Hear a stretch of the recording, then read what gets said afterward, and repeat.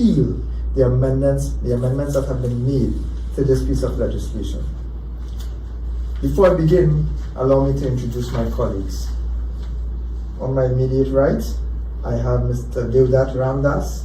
He's a chartered accountant with 35 years of experience with particular interest in accountability, value for money, open and effective governance, competition, ethics, and fair dealing and equality. On his right, we have Ms. Vasha Siraj Singh. She's a civil engineer. She has worked at several state companies as a project engineer with oversight on million-dollar projects. She's the holder of an LLB and an MBA and a small business owner.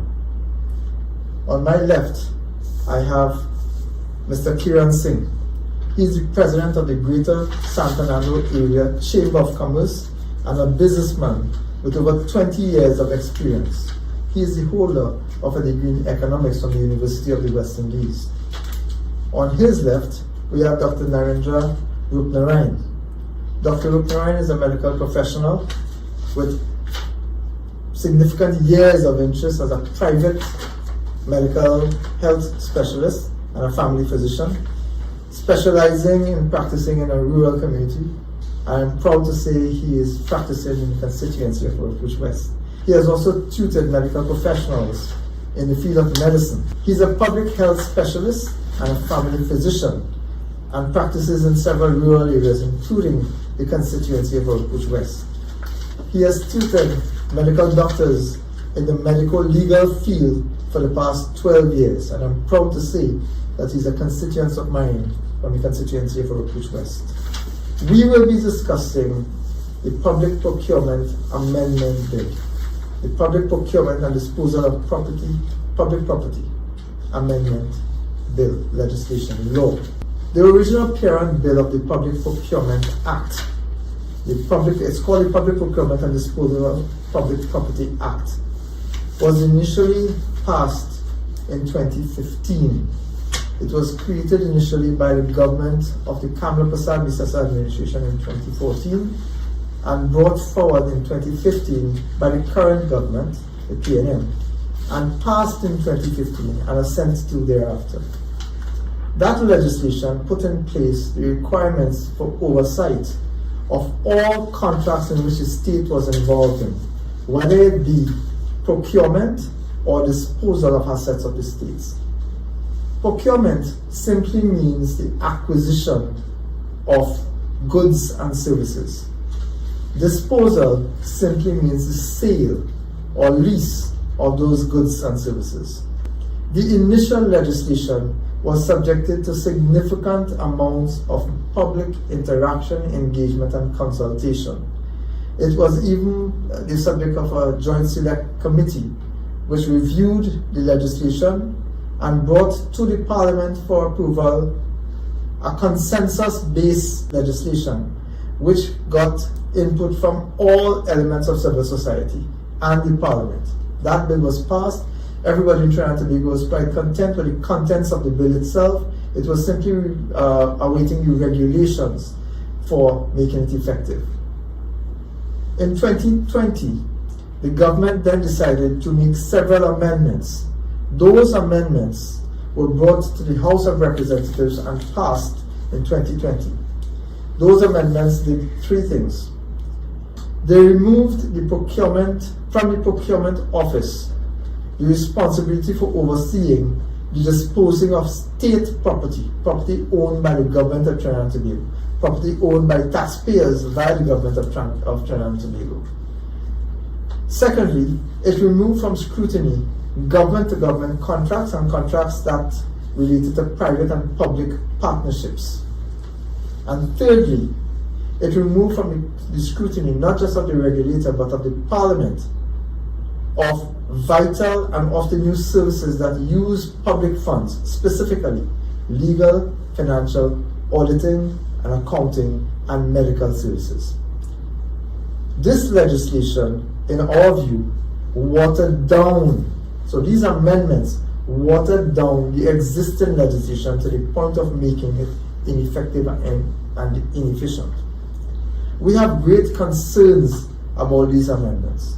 Thankfully, Those amendments have not yet been assented to by the President, Her Excellency. It is our hope that today's discussion will provide you, the viewing audience, with a significant amount of information so that you can understand for yourselves why these amendments are bad for the country, why these amendments would take away the right of review for you, the taxpayer, and why these amendments should be removed from our law books and we should revert to the original parent legislation as it was passed and approved in the Parliament several years ago. The way we will operate is I would ask some questions and engage the panel here today about their views as to what they think based on their own experiences, their own professional involvement, their own businesses as the case might be, for their views going forward. If I may begin with Mr. Ramdas, you are my immediate right. Given that you're an accountant and you have been exposed to this field for several years, what are your concerns, if any, and what are your views on the public procurement and disposal of property amendments that have been brought forward by the government at this point? Okay. Well, for one, we as taxpayers of this country want to get value for money.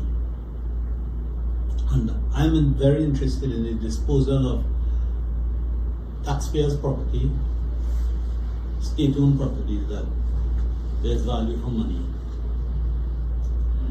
In doing so, I would like to see open and effective competition. Thirdly, I would like to see ethics and fair dealing.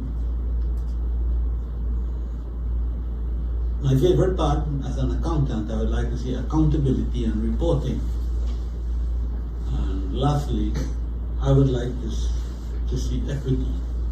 So this is my interest in having proper procurement legislation. It is essential that we as a nation has these ingredients in it. And if these ingredients are watered down, then we are standing on a weak platform which doesn't offer hope for good governance, which always is transparency and accountability. So this is my interest, in a nutshell, in having good, effective procurement legislation. Just to develop on that, Mr. Ramdas, as an accountant, one of the things that you will be familiar with is the need for a structure. Accountants operate based on a specific structure. The left must be left, the right must be right, things must be done in a particular way, so that you follow strict rules and regulations and applying your knowledge to ensure that things are done with sufficient transparency, but also so that an investigator looking at it will be able to have access to all the information. Is that correct? Yes, sir.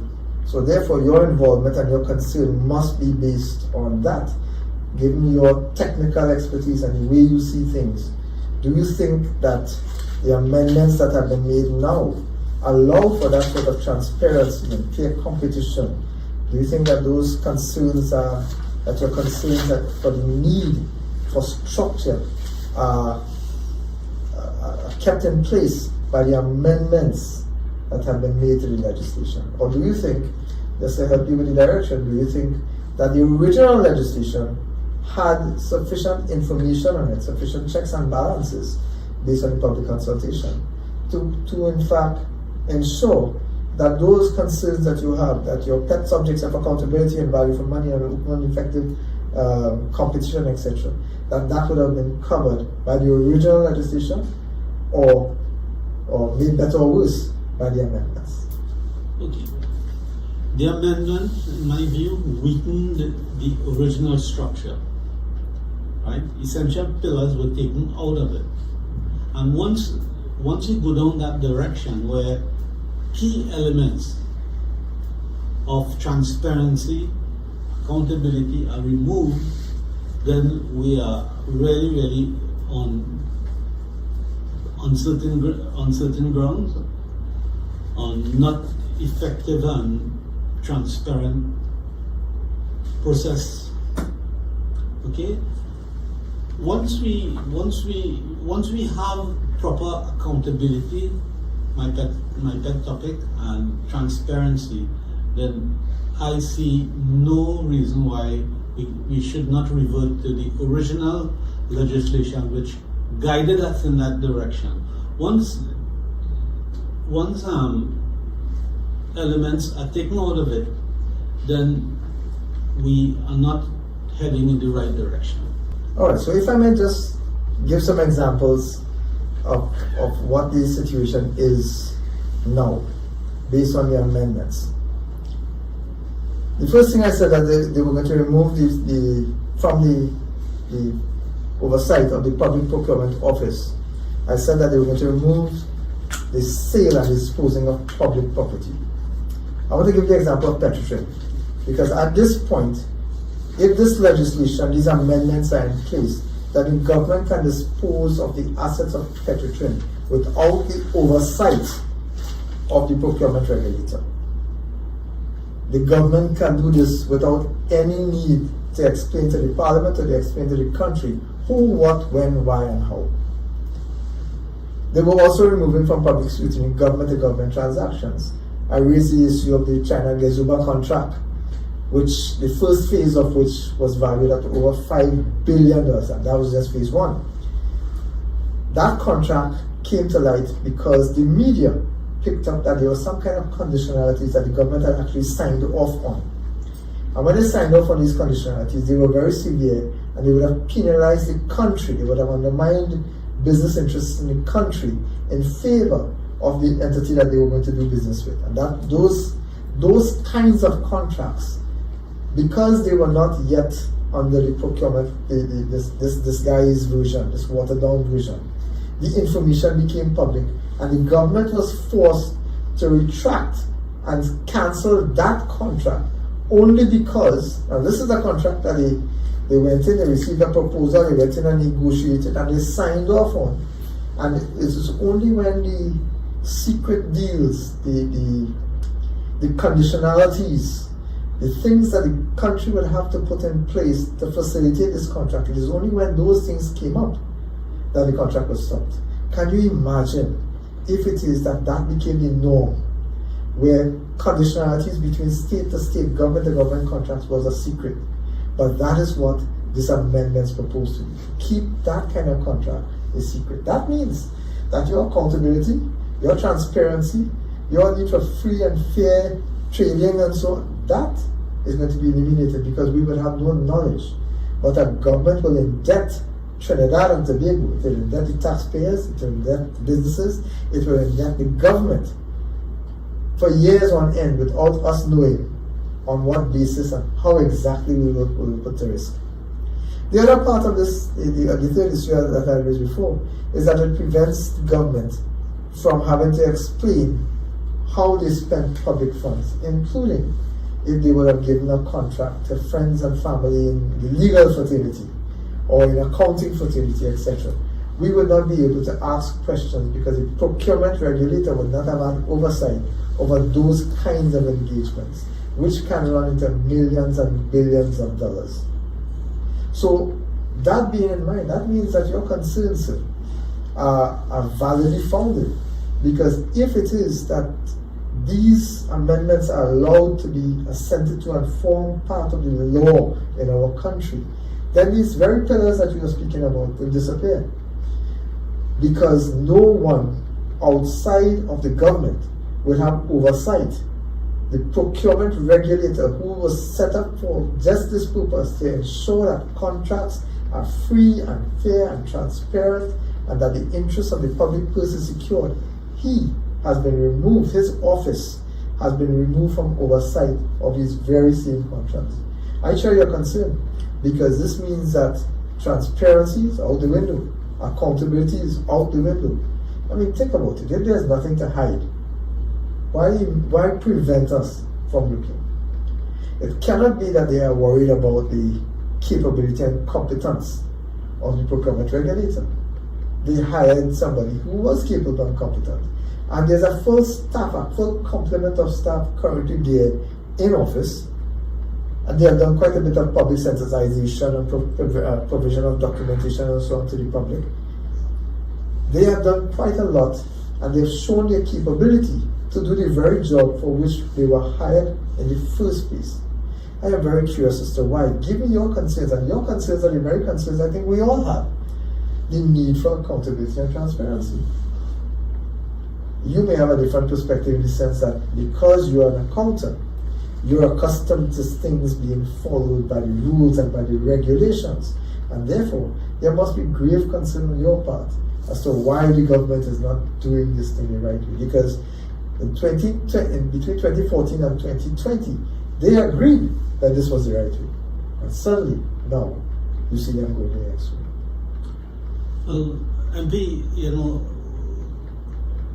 in the real world, in the business world, we have what is called board meetings. And at the board meeting, at that level, the actions or the activities or the results of the organization for a particular period is examined. And each board member responsible for the particular area has to give an explanation as to why and what has happened. Okay? So, running a government is similar to a business. It's I shouldn't say similar, it's exactly running a business, the objective of which is to make money and to spend the money. And when you're at the board level, you have to explain, if there's a loss, you have to explain how that loss arise, and why was it allowed to continue, and what measures were implemented to stop the hemorrhaging. And if so we have different types of management skills, autocratic, democratic, and a government is supposed to be democratic because we are supposed to be open for all and everybody participates. Autocratic is where one person directs the whole show with and you have to listen and go forward. So again, if we allow things to run in a one-sided manner without proper explanation, then where are we heading? Are we heading in the right direction? We are not, clearly not. And my view, that is as well as the business view, is that once decisions are taken, actions is result-oriented, it must be explained. Everybody must know what is happening. So at the end of the day, no one can say that I didn't know or this was hidden. It must be level. Everybody must be at the same forefront where these issues are concerned. And as I said, I am very concerned if these key elements are not present in a what we call a plan, then where are we going? Clearly, we are not correct if that is happening. Rasha, you're a civil engineer with a lot of experience because you're also a small business owner, growing into a bigger business. So you're invested in business as well. How does this legislation affect you? Okay, so I'd like to tackle this from the point of view of SME owner as well as a youth who has a national interest at heart more than anything else. How legislation like this affects me is we look at the concept of corruption in Trinidad is as bad as corruption itself. Because thinking that there is corruption or the chance for corruption undermines trust in systems, in the democratic system. Now, when we look at what corruption is, it is essentially the abuse of public trust for private gain. And what a lot of work was done over the years to make this legislation into something robust and proactive. Hundreds of hours by government, opposition, stakeholder groups, law association, transparency institute, chambers, etc. A lot of work went into making this the perfect form of legislation to be proactive. So basically, when we have the public outcries about corruption, and anytime anyone sees a building going up, a box train being built, there's just this cloud of corruption hanging over it. And this was the solution to that. This was basically government saying, you know what, we're hearing the citizens, let us do something to help, let us do something to once and for all combat corruption in Trinidad. And this is why the Office of the Procurement Regulator was set up, so that they would have oversight over any sort of government-to-government contracts, government-to-private partnership contracts, disposal of public assets. And this was the spirit of the law in the first place. You were looking at avoiding corruption, encouraging transparency in Trinidad in an effort to develop us as a nation. But fast forward to 2020, December, these amendments were made, and it basically took a complete 180 and did the opposite of what it was intended to do. To me, it's just a colossal waste of resources. Because now you have, instead of having law and a body to prevent corruption, you basically open the floodgates to allow it. So it was as if all of this was just wasted time, wasted effort. And from a small business perspective, because I would have tendered in my company government contracts, what it does is it basically creates a very unequal playing field. Because whether or not that is the case, the perception that there is favoritism, that there is nepotism for those things that are not covered but under the Act is there. And once there is that doubt in persons' minds, for small businesses that do the right thing, that continue to do the right thing, that operate in the right way, we are not on an equal footing for businesses that do not.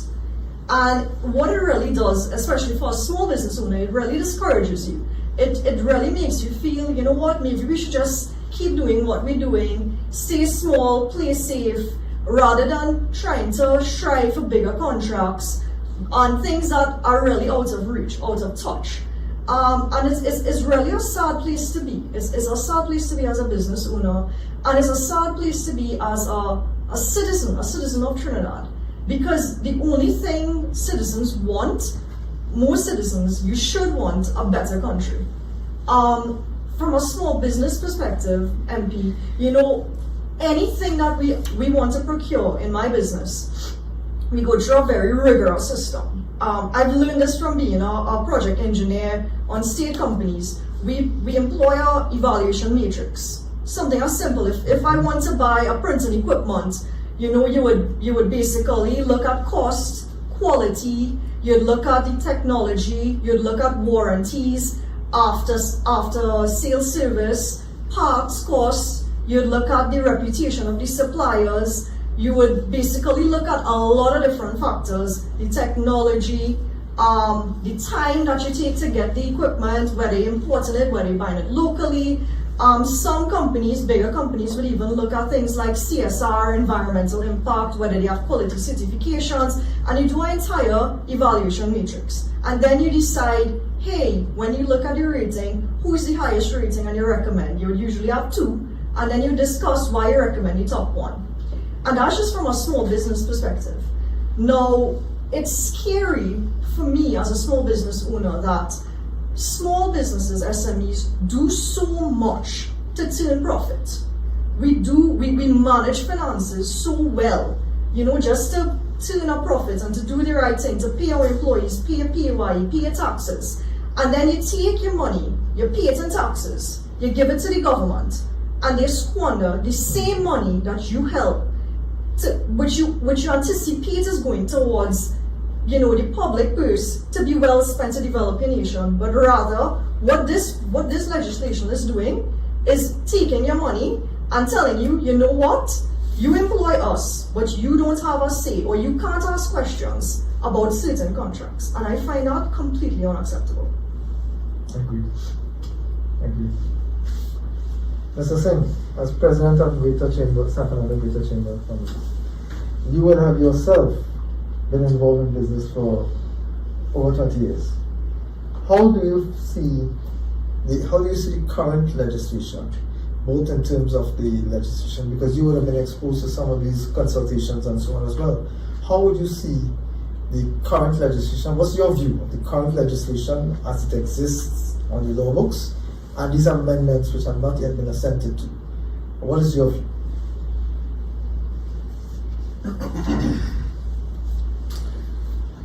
When we look at Trinidad and Tobago in a global context, we all striving towards first world country status, and we saw the introduction of the procurement legislation as a step in the right direction, where it gives the not only legislature but the general citizenry more comfort and peace of mind in how the treasury and the country's purse is spent on a daily, weekly, monthly, yearly basis and so on, and they have accountability as they would have expounded so well in a few minutes ago. I wonder if after the government passed the legislation, was it were they thinking that maybe the bureaucracy of the OPR taking so long to pass through the system, and the government becomes a victim of its own red tape? Was that somewhat leading to the change or bringing amendments that didn't pre-qualify the original intent of the legislation? So I'm not saying it is or it isn't, but that question could arise based on the past experience. I'm not involved in the government tendering process or any of us for that matter, but did that happen? And if it did, maybe we need to revisit the amendments that are being proposed and look at that more seriously, as opposed to how we should move the legislation forward to actually have good governance. We have a challenging factor of the ease of doing business. Our country has fallen down the ladder, unfortunately. And speaking on behalf of the SME sector, we all want to see us climb back up to where we were and even get forward, because it discourages not only local investment but international investment, which is so important right now for us as a country that is challenged by foreign exchange earnings potential has dropped tremendously. We are victims of the global downward pressures on petrochemicals, oil and gas prices. We are still driven by the energy. We still remain that type of economy, and that will remain so for some time. The diversification talk continues on and on, and while that is happening, we still need to find ways of generating net foreign exchange in this country. And until we don't do that, we're going to be in serious problems. I mean, the recent statements about the threat of devaluing the dollar is something that has to be considered seriously. That's a conversation for maybe another time, but it simply brings to the fore some of the underlying issues that surround this legislation and how we deal with it. You raised a very interesting issue, because this government passed the Public Procurement and Disposal of Public Property Act in 2015. As I said, which was the basis of consultation, which was across the board. Why then the change? You raised that just now. And it's an issue of concern as well. I mean, now that you raised it, that's a very valid point. Why the change? What has happened between 2015 and 2019, during which time the government did not fully implement the legislation? What would have happened during that time that would make the government believe that they should make these changes? What do you think? What do you think could have helped them? Sorry to put you on the spot, but what do you think could have pushed the government in that direction to say, well, you know what, we should take these things out that we had put in place there before? Because This was not a bill that they founded. The government passed this bill and then came to take out critical parts of it. What do you think would have prompted them to come to that conclusion that they needed to do this? Well, I admit that I'm asking you to speculate. yeah, I can't speak for the government, of course, but maybe it was due to their own being victims of their own bureaucratic process, where anything that is government that has to go through the system takes an extremely long time, and it frustrates the process. I don't know, maybe they were thinking that that would, by changing certain parts of the legislation, it would ease the process through the system. I can't say, but maybe that could be a possible reason. But it's not, as I said, it's not for me to say. I can't. But I would like to think that they would have been doing their best to ensure that this legislation goes through the system, it gets it passed its entirety in Parliament, and it could get the job of running this country going more forward to get international investment into this country, and that is what we need. Well, I think that as we are on the topic, I think that I agree with you that the government should have been trying their absolute best to ensure that the legislation is fully effective and effectively put in place and supported by the relevant staff at the Office of the Public Procurement Regulator. As far as I'm aware, there is sufficient, the office is fully staffed, but there are the regulations which remain outstanding. So while I take the possibility that it may be that they wanted to find a way of fast tracking some of these projects, because that argument has in fact been raised, that the government said that some of these things really would take too long if we were put in the public procurement, the public regulators, the regulators' hands. But they themselves failed to pass the regulations which would give the teeth to the legislation and to the regulator. So in effect, what they were really doing is sabotaging the effectiveness of the legislation itself, only to come now to take out parts of it. By the way, the regulations still have not been brought to Parliament. So they've taken out the teeth from the regulator. They've taken it out completely. But even with what they've left him with, they've prevented him from doing his job. So we've paid a regulator and several members of staff, quite a few members of professional staff, and prevented them from doing what is their job. That is very unfortunate. As a businessman yourself, that's inefficiency to the extreme, not so? Of course. Yeah. I mean, if you were running a business, and you are running a business, we are all here businessmen and women of your own ilk and substance. And in your business, you would try to make sure that whatever you put in place helps the business to run much more effectively, so that the accountant can tell you that you're running effectively, efficiently, and for profit. This government, as my friend here, Mr. Ramdas has said, this government has the authority from the taxpayers to operate the country, not necessarily as a business, but along the same guidelines and principles of a business in terms of efficiency and competency, in terms of transparency and accountability. But they've not been doing that. As a matter of fact, the one critical tool that they have to ensure that is happening, they took it out. They watered it down. I think as businessmen, we would have fired the manager that actually did that.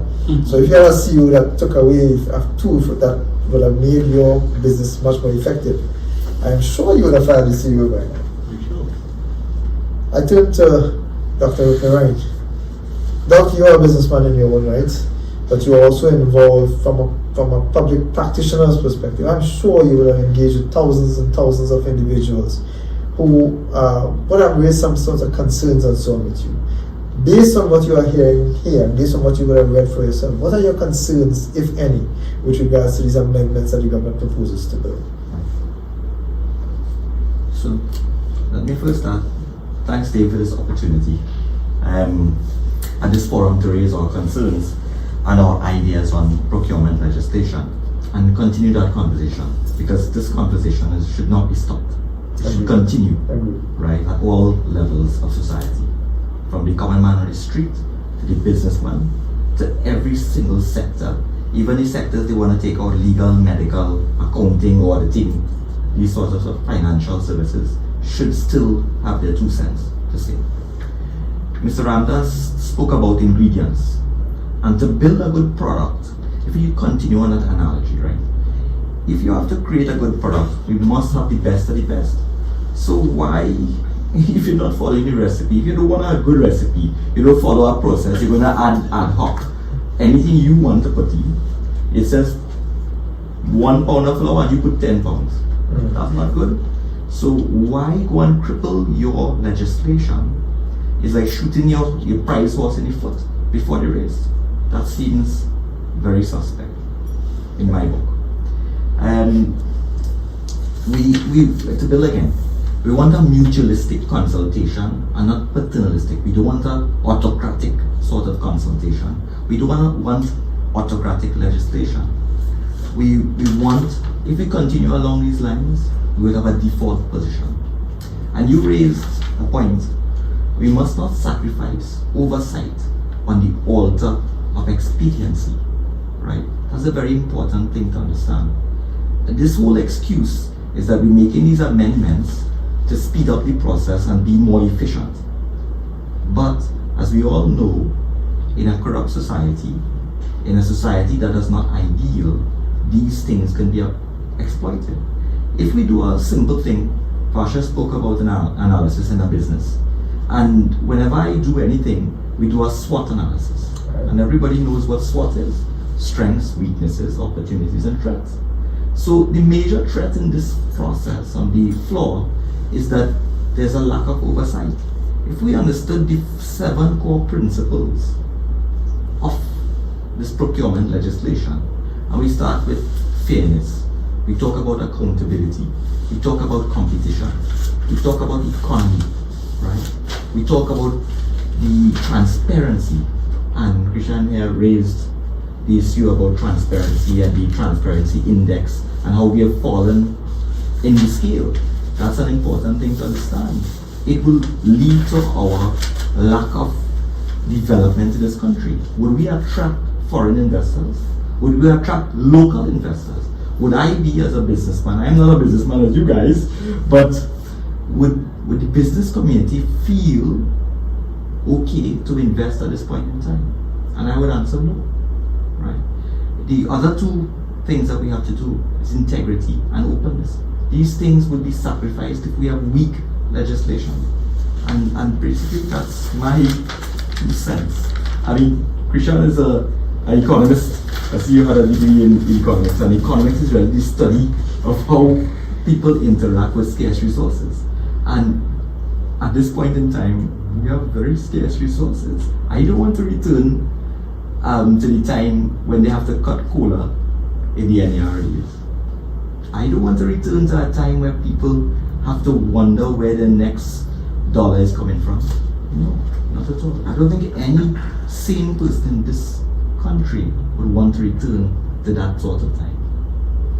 Unfortunately, I think that we are there, but a very large extent that there are lots of persons who are not sure where the next meal is coming from. But you raise an interesting concept that I want to engage in a little bit. You spoke about the consultation. There was widespread consultation.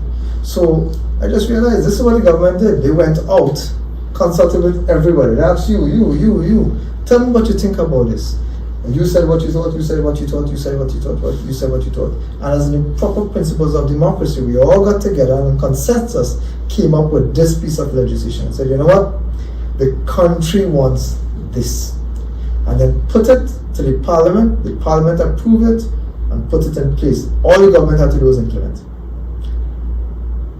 So this is the country that was widely consulted who said, this is the legislation we want.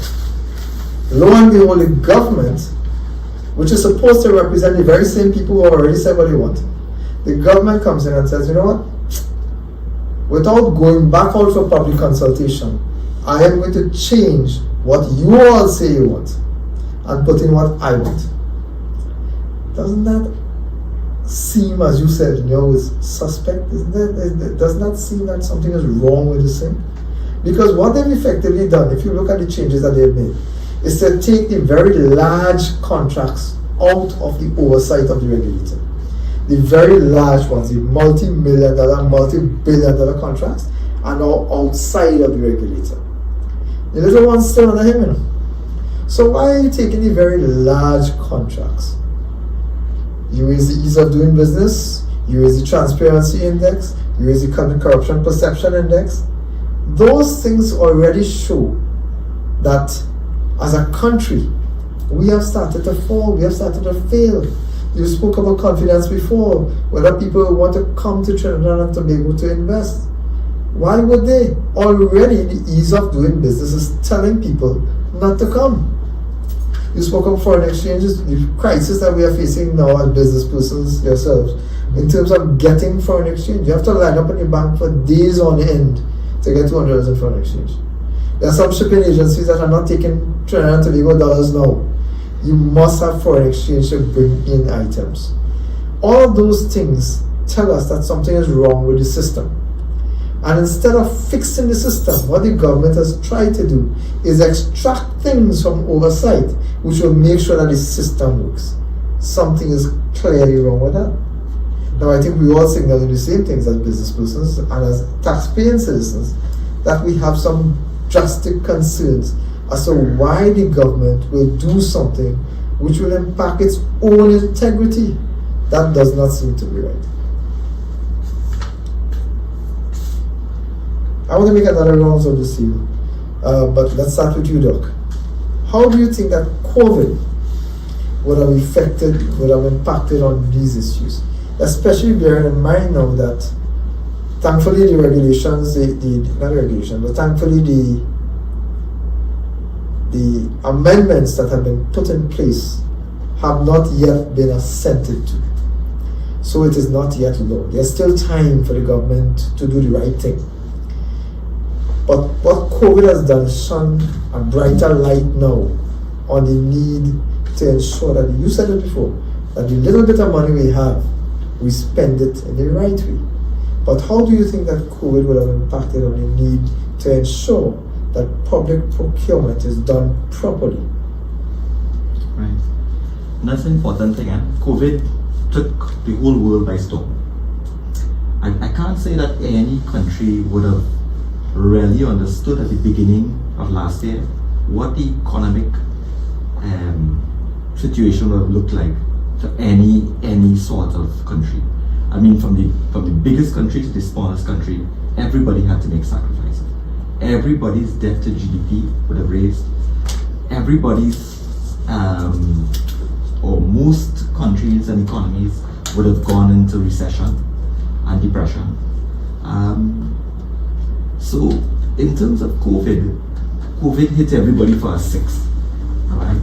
And I am a fella like to back to my crease, so I don't really book plenty, but I can't say too much about other countries. But what we could speak about in Trinidad, and my little understanding of it and my little experience with COVID, is that the economy is hurting. It's not anywhere near what it should be. And with one other nail in its coffin, and with a lack of transparency, and with a lack of accountability, without that confidence, what is going to happen? What drives an economy is the confidence of its consumer. If I'm confident and understand that my tomorrow is going to look better, my children and their children will have a brighter day, I will go out and spend money. I wouldn't hoard it in my mattress and the bank. I would go out and spend, and that drives the economy, right? There are many different models. I am not an economist. We do talk about opportunity cost, and opportunity cost is when you have a situation where you have a lost opportunity because you went down a certain avenue. And it will come to a point where we have to make sacrifices. It's already been done. For example, at a population level, we cut the amount of scholarships that were available to our students. Yes. Right? From 400 thereabouts to whatever 100, right? 100. So it's already happened. And could it be COVID? Could have been COVID was just the last straw that break the camel back, maybe, right? But COVID did play a part. Yeah, for sure. Karen, let's talk a little bit about debt, because the thing is that the government has removed the oversight from the procurement regulator from its borrowing practices. But as a businessman, how do you think the fact that we are growing in debt now, that our debt to GDP is so bad now, it's actually worse than it has ever been in our entire history, how do you think that would affect us as a country that needs foreign investment to come in and needs, as Doc said, needs to have confidence in the economy? Well, that's a very good point. Again, we have to take this thing from a global perspective. Other countries in the world facing similar GDP, debt to GDP ratios that they have not faced in the history of their countries' economies as well. And we face severe challenges going forward into 2021 and beyond. And of course, given the fact again, because of our strong reliance on the energy sector, we have depressed prices, depressed demands and supplies for all oil and gas, petrochemicals, the entire downstream. A lot of international players have idled their plants. Employees have had no choice but to go home. They've had to go on rotation and so on, and that is having, of course, a negative impact on economic fortunes for us here in Trinidad and Tobago, and that will probably continue for some time to come until we get over this COVID is, as the doc has said, it's really hit us for six. It's going to take some time. The vaccine is coming in finally. We need to expedite that process to bring back the consumer confidence in the country, and when that happens, as the doc quite said it so well, that we will then be able to inspire confidence. We will see some investment potential. The fact that IMF gave us I believe it was a 2 something positive growth for 2021, I think is optimistic, but it's hopeful. What that does is it will inspire confidence in potential investors that, okay, Trinidad and Tobago could see some positive growth for this year. And what we could have is a multiplier effect of other businesses being encouraged to join in that. But we need, of course, again, the support of the government to ensure that the vaccines get here in the shortest, fastest time possible and is disseminated to the wider population as soon as possible, because a lot of people are frustrated out here. We also have the incident with St. Vincent and that unfortunate volcanic eruption is affecting not only Barbados, St. Lucia, and several of their islands. And I must say we have done well to step up to assist our Caribbean neighbors, but that also will affect us from a productive point of view, because then the demand that we supply to the Caribbean is going to be reduced because of the fact that St. Vincent, as an example, and Barbados, their spending power is going to be almost zero, because they have to worry now about shelter, food and shelter, the basic human needs of us when we do the matrix. And we have to find ways now of generating other sources of demand to continue our productive sectors. Otherwise we will suffer, well, continue to suffer worse economically in the future. All right, but from your own experiences, you would know that this one we were talking about before. Confidence is what drives the economy, but Trinidad and Tobago, if we take the government, running the government as a business, or at least as an entity on its own, the country and investors must have confidence in the government going forward. Now, the IMF has made a projection of 2.5, I believe, % growth. The fact is that the economy of the world will turn around at some point in time, and we need to prepare and we need to get ready for that.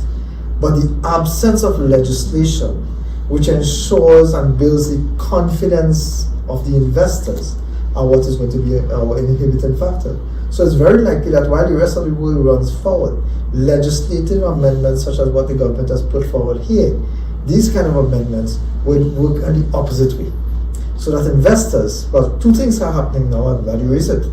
Because we are so late in the vaccine race, the rest of the Caribbean countries are running ahead, and we are still here. We are still waiting, hoping that vaccines will come to us in some form, some numbers that are credible. The fact that countries as small as Barbados could get 300,000, Trinidad and Tobago can get 40,000 from the government of India. In fact, they have already got much more vaccines than we have, both in terms of the promise and in terms of the donation, both in terms of COVAX facility delivered here and in terms of the donation from the government of India. But we are now going to be constrained. The role of the government is to create an enabling environment for investment and investor confidence. That has not happened. And the fact that vaccines are so late in coming means that we are going to be even further behind. When that is coupled with bad legislation such as this, the prediction that the IMF made seems to be really pie in the sky. I cannot see where this growth is going to come from. I cannot see which sector is going to come from. Because despite what the government might like to say, I am hopeful that there is growth. I am absolutely hopeful that this country will come out of these things, but I'm not seeing it happening. Because a lot of the debt, the drawdowns on the HSF, the borrowings internationally and the borrowings locally, have been used to pay off existing government debt, wages and salaries and so on. It's not been used to create new streams of revenue. So the government is borrowing money without putting in place the revenue streams to pay back the money they borrowed. That is like you borrowing money to put gas in your car and driving your car up and down. You borrow money to put gas in your car. After the gas run out, you're going to borrow some money to put gas in your car and drive it up and down, up and down, up and down, up and down. Eventually the car will shut down. But you'll owe the bank millions and millions and millions of dollars, and the bank will now levy upon you. Until the government puts in place the regulatory framework and the environment for investment, we are going to be in a crisis.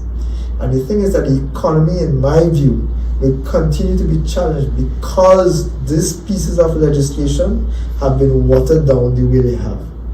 There's going to be very little investment coming because of things like this. There may be mega investment, government-to-government contracts, which is shielded here, but it will not necessarily work to the advantage of the country. Now, the small and medium-sized economies, the small and medium-sized businesses are what generates the mass employment. Those are what generates the tax base of the country, and those are the ones that are most required to have confidence in the transparency and the objectivity of the process of the procurement and disposal of public property. If they don't, then you will be hesitant to invest. And so, Very true. Dave, your own perspectives. How do you think COVID is going to affect the country generally? But in terms of the public procurement, in terms of the legislation, in terms of, would COVID make this thing worse? The fears that we have over the need for transparency and so on, would it have made it worse or better?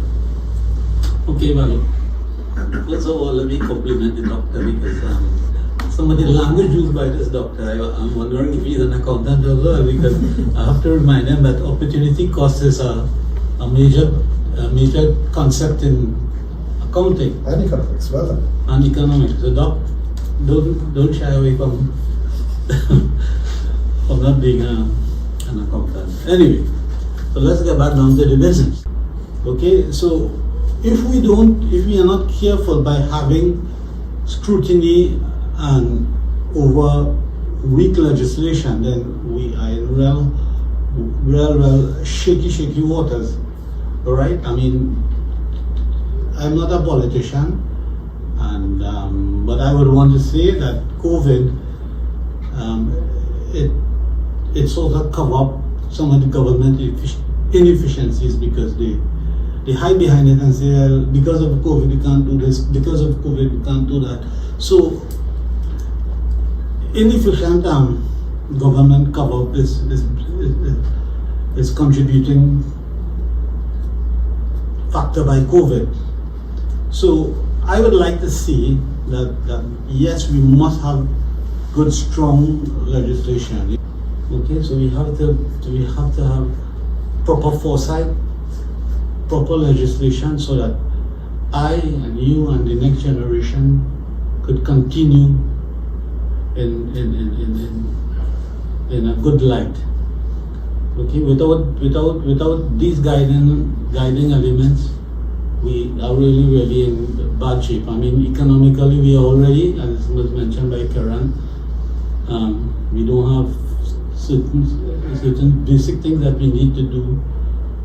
Business in Trinidad, I mean, foreign exchange, for example, it's not there again. Why? You mentioned it, we have to line up for a long time to get $200. Why there should be? Okay? And small economies like ours, which is really a screwdriver type, because other than our natural resources, we don't really have anything. We don't have any manufacturing here, because all we do is a little screwdriver industry and bring things together and import it and just put them together, screw it up together, and then export it. So we don't really indigenous to anything. Okay, and I would like to really see that we have a good platform for our children and our next generation to follow. Some people are held accountable by good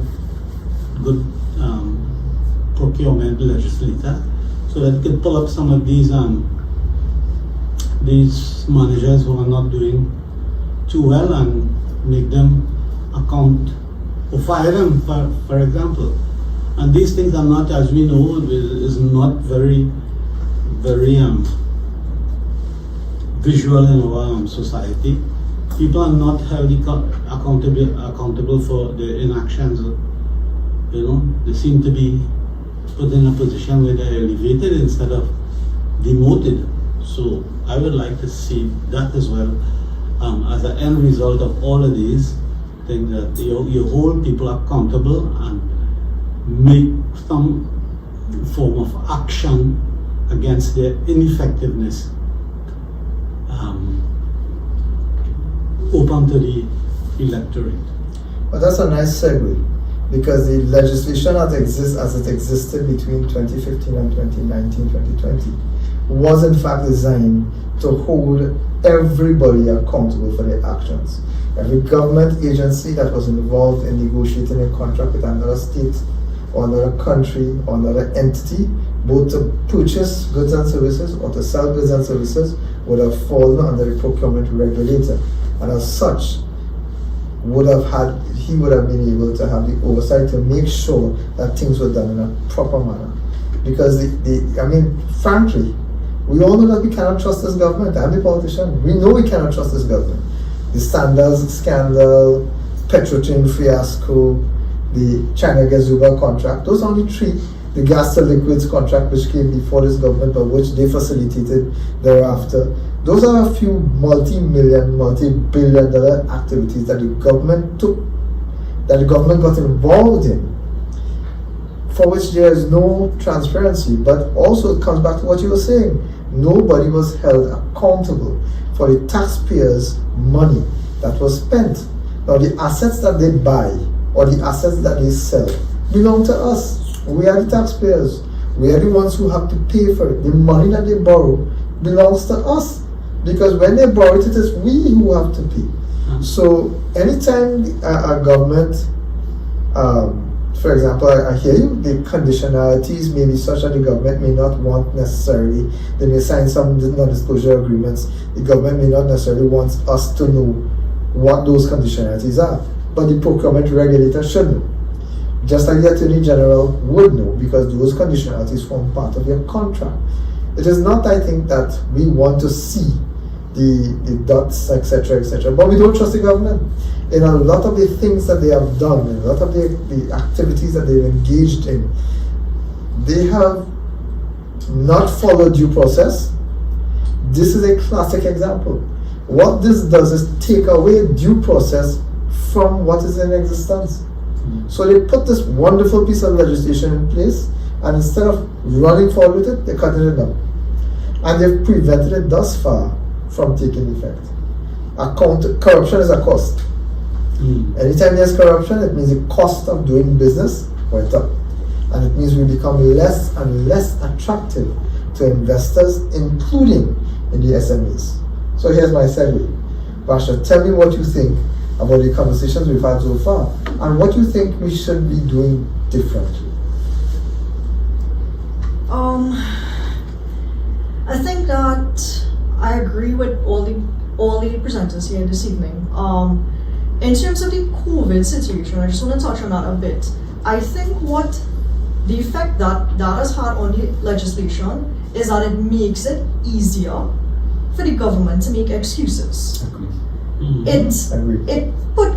It gives them an excuse as to why the economy is bad, why there's contraction, and it basically, if the argument which Kieran presupposed is that they want to accelerate projects, they have now that excuse as to why they will make those amendments and remove certain services from the ambit of the Act. Because let's say they want to say we need to accelerate growth because we are lagging behind, this may be an argument. So I think COVID has actually worked to the detriment of this Act in itself, because it creates an avenue to make excuses. And to procure without following a procedure. What is interesting though to note is the vaccine fiasco that we had.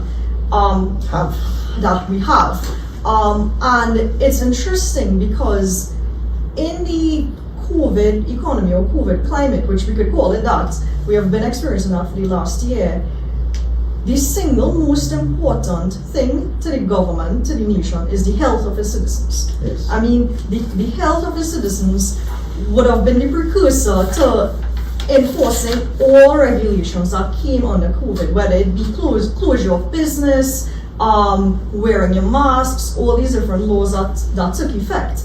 And what is interesting is that one would have thought that during this time, when that would have been the number one priority, the procurement of said vaccines would have also been the number one priority to remove us from that point and to let us go forward as a nation.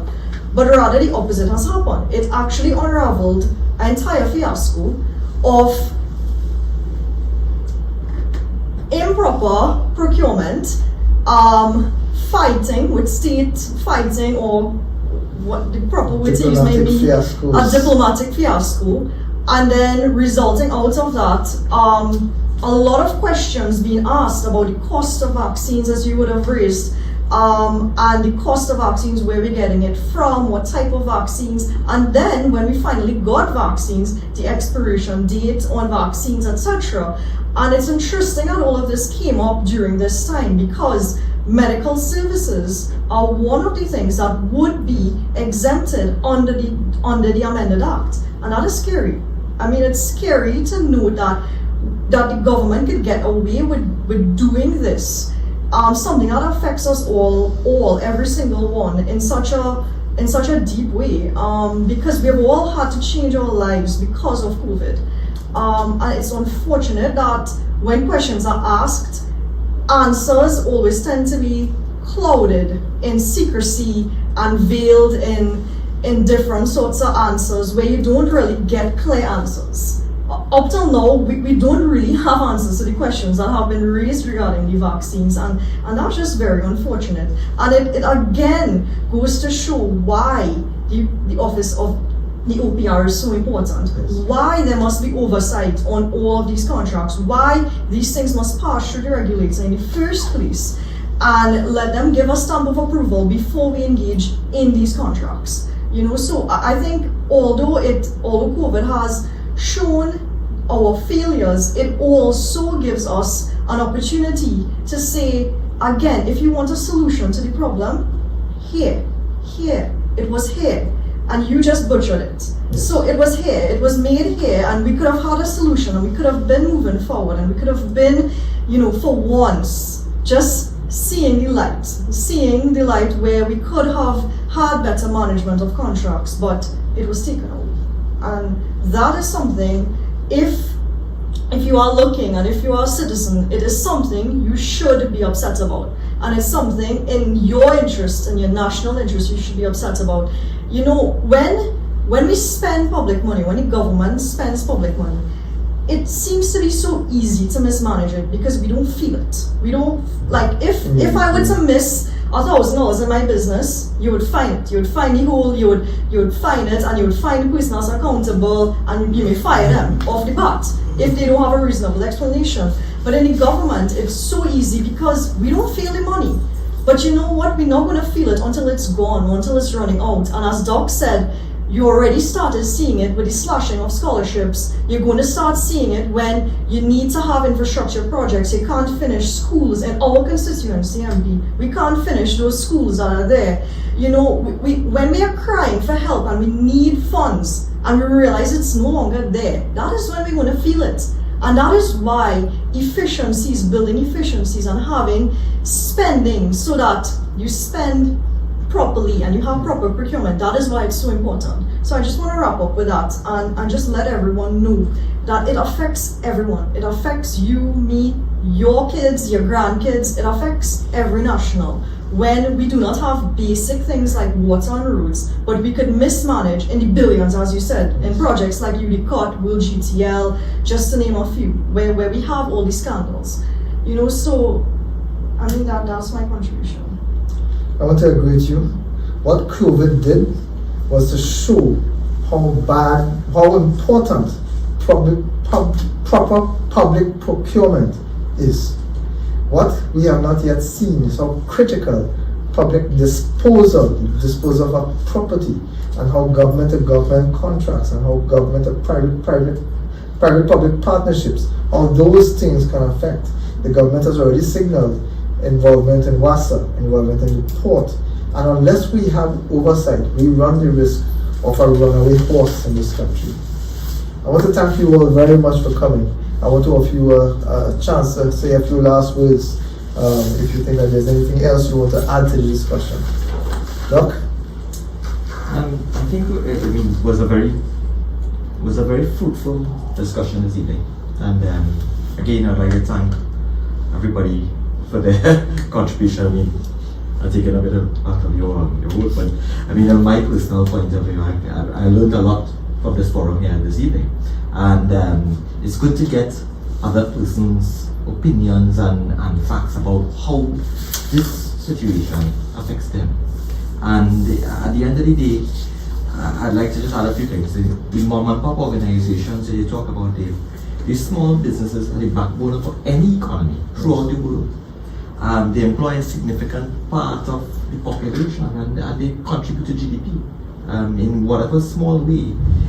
For example, if you buy tint, right, or any kind of product, if you buy a flour, and we talked about the cake analogy before, a bag of flour from the grocery, and you go and you make that as a baker, and you make 10 cupcakes, and you sell it to a caterer, and the caterer now goes and sells it to a party. That contributes to GDP. That's the economy. That's how it flows. That's how money flows. And that's important. We need to have that. And if we stifle our businesses because of COVID and their relevant threats with COVID spread, don't get me wrong, I am a public health specialist, and I would agree with quite a few of the measures, but we have to be circumspect, and we have to understand, did it really do what it's supposed to be doing? And did it really work in a lot of cases? And I suspect in 3 to 5 years, when the WHO and a lot of governments analyze the situation, we would have a lot of opportunities that we missed, and a lot of threats to other diseases, such as chronic diseases, because we focused on COVID, right? Again, we want the best bang for our buck. When due process is not followed, there's an increase in cost of doing business. There's decreased competition. So if you have decreased competition, that's going against what we want in procurement, right? That's pretty much it. Kieran? Thanks for the opportunity again. I think it's a very productive and fruitful discussion. I'm more the optimist. I remain hopeful that the government will review the amendments and let's see if we can work together to get it done better. Thanks. Leo? Okay, well, thanks again, MP, for the opportunity to express my ideas. And let me thank the other contributors. It was very educational and knowledgeable. I want to say that I'm like Kiran, I'm an optimist. I don't like negativity, and that we will get our act together and we will ride the horse in the right direction so that our future generations will be in a good position. Thanks again for the opportunity. Question? I'd like to thank you for the opportunity to be here and be among these esteemed colleagues. I tend to look at patterns of behavior, and so I think that in summary, we have a very unique opportunity before the act is proclaimed to actually do something that could help our country. And if we fight to get the bill passed or to get these amendments repealed and to get the bill in its original form, I think what it would be doing is doing our nation and successive generations a service. A service whereby we need to be reminded that we employ the governments, Very true. including you. We employ all public officials, and you all must be held to a very high standard of accountability. And therefore, all contracts, all, should have been given the opportunity to be under the ambit of the Act first, before you removed it. And if there were issues, you could have worked through them as time progressed, rather than removing it from the onset. And I think in the interest of the country, in the interest of value for money, especially in a climate where we seem to not have money, this act is extremely important in its original form, so that we can ensure proper procurement, and that so for once everyone can stop complaining about corruption, so that we can be proactive in ensuring that it does not get the chance to take place from the onset. And I think that was something you raised at the start, and it's probably something you should touch on, to just explain to the viewers how the OPR would work in the case of any particular contract, because I don't think that's something people understand, like what the process is, and they need to understand it, because if they would, when they understand it, they would appreciate how important it is. So in closing, thank you. Thank you. I want to thank my colleagues here today. It was very informative for me as well. I hope that the viewing audience is a bit more informed as to why it is critical that we repeal the proposed, the amendments that have been passed in the House of Representatives and in the Senate to amend the Public Procurement and Disposal of Property Act. Just for clarification, based on your query, the way the public regulator is, the way the regulator operates, the Office of the Public Regulator, the way he operates, is that every contract prior to final implementation must pass through a regulator. He checks to make sure that every procedure and process is adhered to significantly and critically. Otherwise, he sends it back for review. What that does is ensure that we do get value for money, the bang for buck. It also prevents the possibility of corruption. Therefore, the removal of these safeguards is a recipe for corruption. Standard & Poor's, Moody's, these are international rating agencies, and we have already seen that we are dropping on those agencies. The other regulators, the other institutions that do assessments of governments, includes the Corruption Perception Index, the ease of doing business and so on, we are also dropping in those. And a lot of that has to do with confidence and trust. Those are things that we need to put in place. The original form of the bill would have done a significant amount of benefit to the country as a whole and to investors and would-be investors in this country. The fact is that the government hamstrung the regulator from being able to do his job properly. They have curtailed his ability. They have sabotaged the true process, which is to ensure that proper accountability and transparency takes place. The true process and the true purpose of this bill has been negated from day one because this government did not want to put it in place. The result is that today we have a series of questionable decisions. We have had scandal after scandal after scandal because the government has made it so. Should the regulations have been put in place and the legislation in its original form have been in place, a lot of the crises that we have now and a lot of the queries and concerns, the point where population does not even trust when the Minister of Health says something, or when the Prime Minister says something, or when the Minister of Finance says something.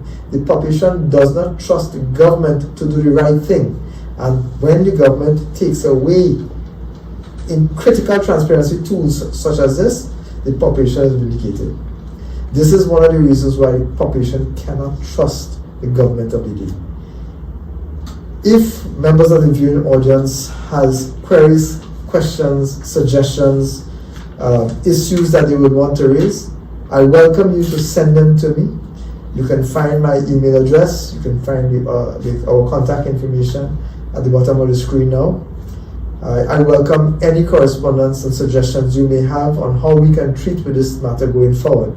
But I also recommend that the viewing audience contact your MPs, contact the government, write to the government today, write to the Minister of Finance and to the Attorney General, and demand the repeal of the amendments to the Public Procurement and Disposal of Public Property Act 2015. Demand that these amendments be repealed and transparency and good governance and the tools for ensuring that are put back in place. I thank you all very much. Have a good day.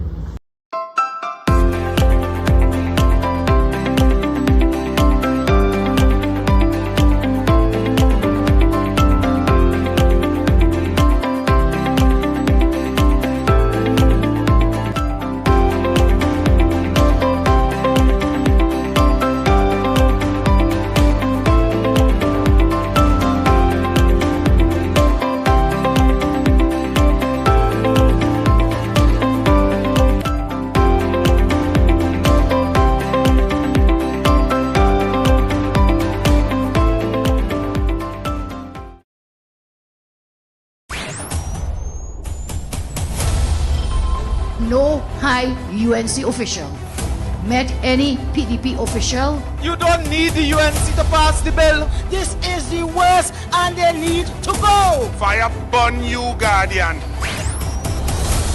How much more could we tolerate? You lack the intellect and the competence. Everywhere else is vaccinating except Trinidad and Tobago. You cannot pay people money that you owe them.